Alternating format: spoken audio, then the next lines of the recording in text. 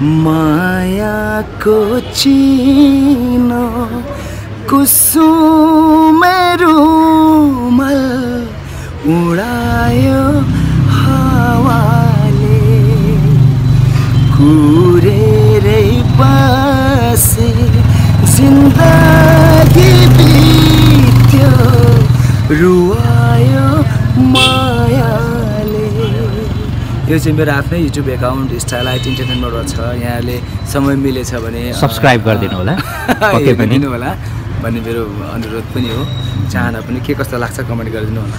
तपाईँ अहिले चाहिने केमा बिजी हुनुहुन्छ? म एउटा सङ्गीतकार अनि सङ्गीतकार आफू एउटा गायक पनि। त्यही सङ्गीत गर्ने गाउने काममै बिजी छु। चलचित्रको कामहरू एल्बमको कामहरूमै बिजी छु। अनि यसो स्टेज प्रोग्रामहरूमा जाने आउने। तपाईँ साह्रै हिट हुनुभयो नि पछिल्लो समय। त्यस्तो त होइन, यहाँहरूलाई लागेको कुरा हो।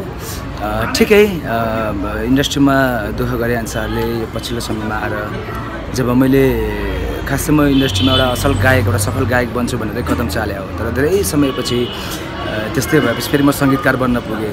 तर जब सङ्गीतकार बन्न पुगेँ अनि आफ्नो मनको तृष्णाहरू जुन एउटा सपना थियो, सोच थियो, त्यो चाहिँ मैले गाउने अवसर पाएँ।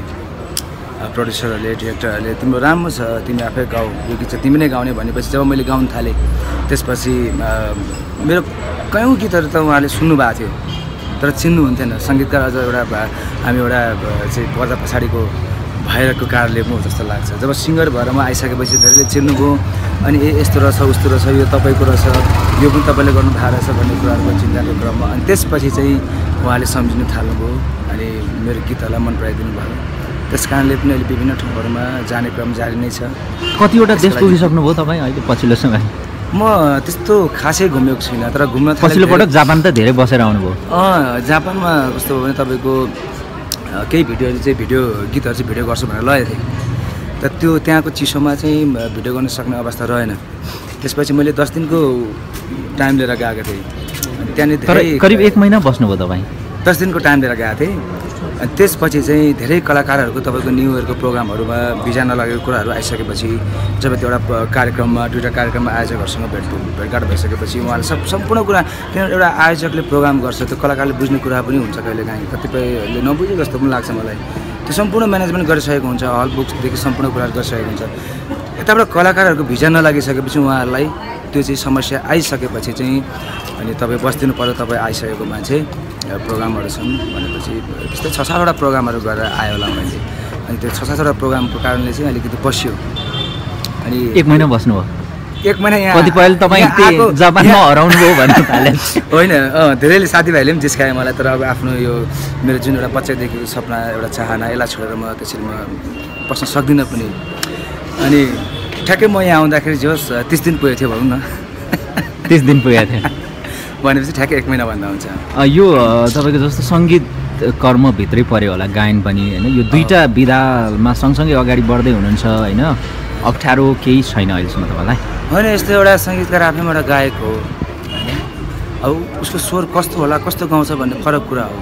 म एउटा आफै चाहिँ जब मैले इन्डस्ट्रीमा कदम चालेँ म आफै एउटा सिङ्गर अनि कम्पोजर भएर नै मैले प्रवेश गरेको थिएँ। अनि तपाईँको 2060 सालमा 61 सालमा लाइफ एल्बमबाट चाहिँ मेरो आफ्नै कम्पोजहरू थियो अनि मेरो आफ्नै स्वरहरू थियो, शब्दहरू पनि थियो। त्यसरी प्रवेश गरेको गाह्रो त पर्छ नि, किनभने दुईवटा चिजमा चाहिँ यसरी हात हालेर जान एकदम गाह्रो कुरा हो। तर मैले अब चलचित्रमा चाहिँ स्पेसली म प्रोफेसनल सङ्गीतकारै भएर लागेको हो। त्यो भएकोले मलाई त्यति चाहिँ अब गाउँछु अनि सङ्गीत पनि गर्छु भन्दै हिँडिरहेको अवस्था नभएर चाहिँ मलाई त्यति गाह्रो भएको छैन। कसैले भन्नुहुन्छ गाइदिनु पऱ्यो, ल यो तपाईँको स्वरमा सुट हुन्छ, गाउनु पऱ्यो भनेपछि म गाउँछु। र एन्जोय चाहिँ केमा गर्नुहुन्छ तपाईँ? म दुइटै कुरामा गर्छु। दुइटैमा बराबर गर्नुहुन्छ? बराबर गर्छु। भनेपछि अब तपाईँलाई मजा आउँछ अनि गाउँदा पनि त्यत्तिकै मजा आउँछ। झन् अब त्यो त मैले तपाईँलाई अघि पनि भनिहालेँ, मेरो जुन सपना थियो, चाहना थियो। त्यसपछि हिट गायक हुने सपना पुरा भयो होइन? सुरुवात होला भन्छु म। किनभने तपाईँको त धेरै गीतहरू हिट भइसक्यो नि त अहिले पछिल्लो समय। वीर विक्रमको गीत पनि चाहिँ लाखौँ भ्युज भइसकेको छ होइन? होइन, त्यो अब तपाईँहरूले भनिदिनुहुन्छ खुसी लाग्छ, तर म आफैले भन्दा चाहिँ सुरुवात हो जस्तो लाग्छ। जस्तो हामीले भन्दाखेरि खुसी हुन्छौँ भनेर भन्नुभयो, म अलिकति थोरै लम्ब्याउन चाहे माफ गर्नु होला, यो मैले तपाईँलाई फाइदा लिन खोजेँ जस्तो पनि भयो। जस्तो तपाईँले भन्नुभयो चाहिने तपाईँहरूले भनिदिनुहुन्छ खुसी लाग्छ भनेर भन्नुभयो, हामीले त आज तपाईँलाई मुलुकको नम्बर 1 सिङ्गर भन्छौँ, खुसी हुनुहुन्छ अथवा त्यो चिजलाई एक्नोलेज गर्नुहुन्छ, स्वीकार गर्नुहुन्छ? त्यो पनि यस्तो हो, कतिसम्मको कहाँसम्मको भन्ने कुरा आफूले आफूलाई बुझ्नु पनि पर्छ होइन। हामी तपाईँलाई नम्बर 1 सिङ्गर भनिरहेछौँ त्यही त मुलुकको। अनि अहिले जुन प्रकारले मेरो गीतहरू चलिरहेछ, जुन प्रकारले चाहिँ दर्शक श्रोताले मन पराइदिनु भएको छ, त्यो प्रकारले तपाईँले भन्नुहुन्छ, त्यसमा खुसी लाग्छ। र यो मेरो त्यसैले म भन्दैछु यो सुरुवात पनि हो भन्छु म। अब ठ्याक्कै प्लानिङ के गर्नुभएको छ, कुन मुभीमा के गर्दै हुनुहुन्छ? यस्तो छ, अब मुभीहरू भइरहेछ। अहिले भर्खर पनि म एउटा मुभीको सुटिङबाट आएको, हाम्रो मिलन चाँद राईको तेस्रो प्रोजेक्ट हो। सायद एकपछि अर्को अनि फेरि अर्को पाउनु चाहिँ त्यो मेरो एउटा सृजनाले पनि होला, उहाँलाई चाहिँ राम्रो लागेर र दर्शक श्रोताले पनि मन पराइदिनु भएको कारणले नै होला अहिले तेस्रो प्रोजेक्टमा छौँ। र अरू विभिन्न चलचित्रहरू पनि छन् र एल्बमको कामहरू भइरहेछ। र पछिल्लो समयमा तपाईँको मेरो एकल एल्बम चाहिँ तपाईँको हाम्रो रोजी लाबुङ राई उहाँको एकल शब्द र मेरो एकल सङ्गीत र स्वरमा आउँदैछ, जसमा चाहिँ 2टा भिडियो बनिसकेको छ होइन, अब रिलिज हुने क्रममा छ। त्यही हो आफ्नो मेरो प्रोजेक्ट भनेको। अरू अन्य चाहिँ विभिन्न एल्बमहरूको कलेक्सन, एल्बमको सोलो एल्बमको काम भइरहेछ। तर मेरो आफ्नै चाहिँ त्यही एउटा सोलो एल्बम चाँडै आउँदैछ। जतिले पनि हेरिरहनु भएको छ अहिले, उहाँलाई सबैलाई म सम्झन चाहन्छु अनि धेरै धन्यवाद भन्न चाहन्छु त्यो माया र सपोर्टको लागि।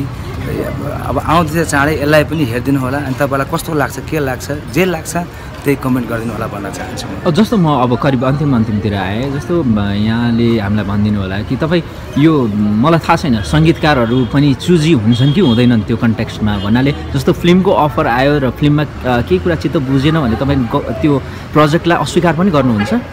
त्यस्तो हुन्छ तर मेरो सवालमा चाहिँ त्यस्तो 1-2वटा प्रोजेक्ट मात्रै भएको छ जो चाहिँ आफ्नो सीमादेखि म बाहिर जान सक्दिनँ होइन।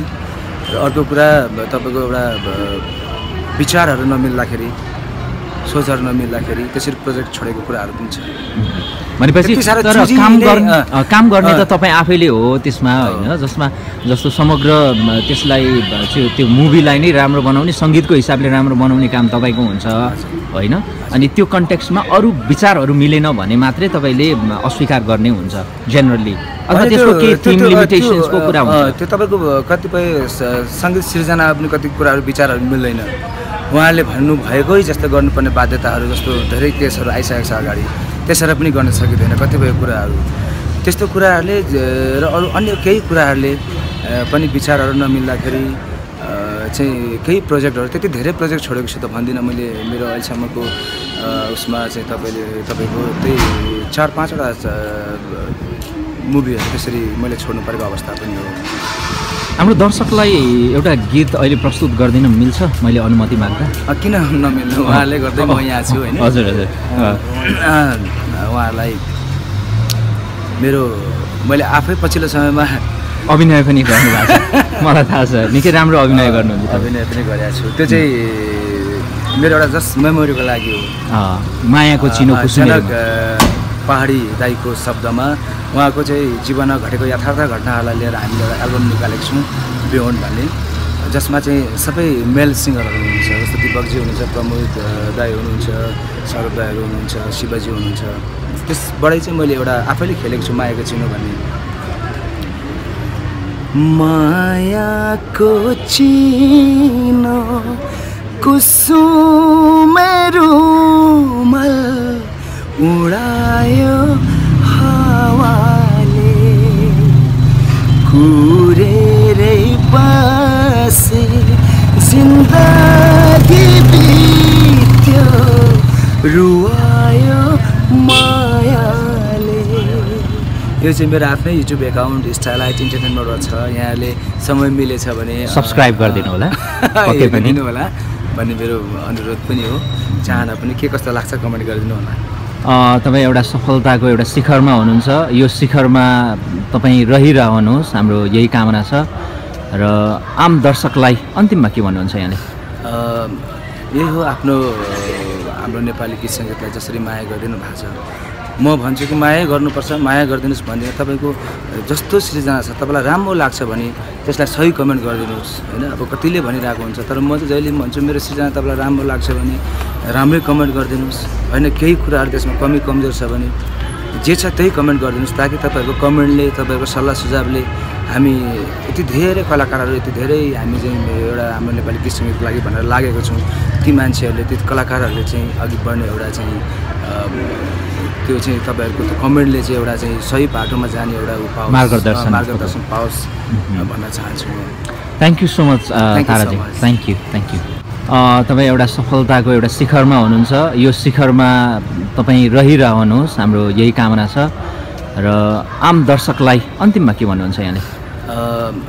यही हो, हाम्रो नेपाली गीत सङ्गीतलाई जसरी माया गरिदिनु भएको छ, म भन्छु कि माया गर्नुपर्छ, माया गरिदिनुहोस् भन्दिनँ। तपाईँको जस्तो सृजना छ तपाईँलाई राम्रो लाग्छ भने त्यसलाई सही कमेन्ट गरिदिनुहोस् होइन। अब कतिले भनिरहेको हुन्छ, तर म चाहिँ जहिले भन्छु मेरो सृजना तपाईँलाई राम्रो लाग्छ भने राम्रै कमेन्ट गरिदिनुहोस् होइन। केही कुराहरू त्यसमा कमी कमजोर छ भने जे छ त्यही कमेन्ट गरिदिनुहोस्, ताकि तपाईँहरूको कमेन्टले, तपाईँहरूको सल्लाह सुझावले हामी यति धेरै कलाकारहरू, यति धेरै हामी चाहिँ एउटा हाम्रो नेपाली गीत सङ्गीतको लागि भनेर लागेको छौँ, ती मान्छेहरूले, ती कलाकारहरूले चाहिँ अघि बढ्ने एउटा चाहिँ त्यो चाहिँ तपाईँहरूको त्यो कमेन्टले चाहिँ एउटा चाहिँ सही बाटोमा जाने एउटा मार्गदर्शन पाओस् भन्न चाहन्छु म।